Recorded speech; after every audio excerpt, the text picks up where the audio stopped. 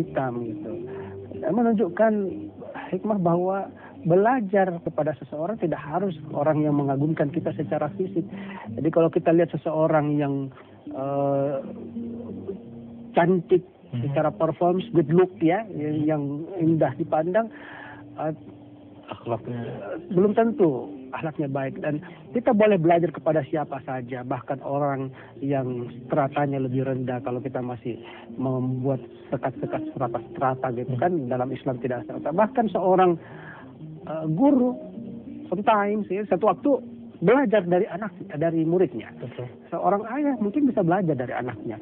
Kita manusia ini sesungguhnya bisa dan harus bisa belajar dari apa saja yang ada di sekitar kita.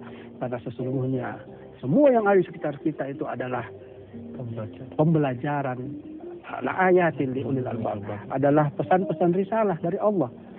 Sehingga ketika kita belajar dari sebuah fenomena yang terjadi di sekitar kita pada saat itu, maka muncullah kekaguman kita kepada yang menciptakan. Maka kita mengingat Allah, kita berzikir dengan Allah, lalu kita merenungkan kekuasaan itu. Pada saat itulah tumbuhlah benih-benih keimanan kita, semakin bertambah keyakinan kita kepada Allah. Itu proses pembelajaran. Sampai orang yang tidak beradab pun, kalimat Luqmanul Hakim belajaran dari orang yang tidak punya beradab. Begitu, jadi itulah hikmah. Beradab begitu. Ya, begitulah hikmah yang diajarkan, kebenaran-kebenaran dan kebijakan-kebijakan yang diajarkan oleh sosok Luqman. Apa yang bisa kita pelajari dari Luqman? Ada banyak hal ya. Kita mulai dari cerita dulu ya. Cerita dulu. Cerita diantaranya ada satu ketika Luqman itu sebagai budak ya. Jadi ada sayyiduhu, tuannya memanggil Luqman.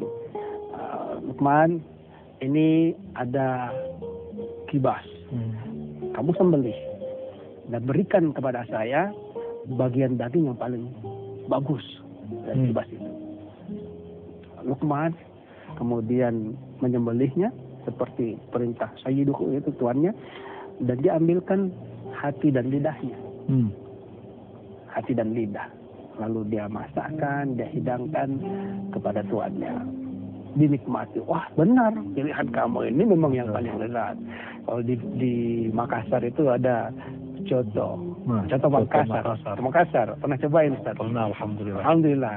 Tapi barangkali yang dirasakan itu adalah bagian daging campur-campurnya gitu. Tapi belum di Makassar belum, Mas? Belum ke Makassar. Mudah-mudahan saya nanti bisa merasakan coto Makassar yang khusus hati dan lidahnya. Amin. Coba ada bilang anyamanna. Itu bahasa Makassar yang artinya maknyus. Nikmat ya. Anyamanna. Anyamanna guys. Bisa jadi ikon dakwah kita juga. Anyamanna gitu. Alhamdulillah. Nah, itu ternyata dinikmati oleh tuan Luqman itu.